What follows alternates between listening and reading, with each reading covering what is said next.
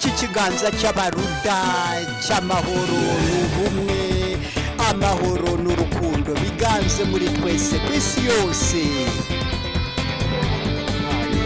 Ikiganza cy'amahoro mu kirere, ikiganza cy'amahoro, ikiganza cy'amahoro eshanu, ariko igihugu cyemeza ugize ugize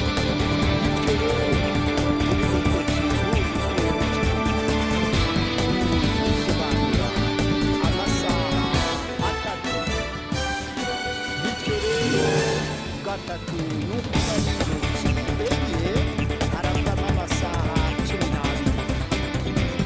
Bityo rero ikiganza cy'akaboko k'iburyo 12 n'intoki ibumoso 12 niyo masaha 28. Iminsi irindwi ya Dora tubabwiye buri kiganza kigira intoki eshanu, igikumwe nicyo kwemeza ibiriho byose, hanyuma buri rugingo rwa buri rutoki rugira amasaha 3.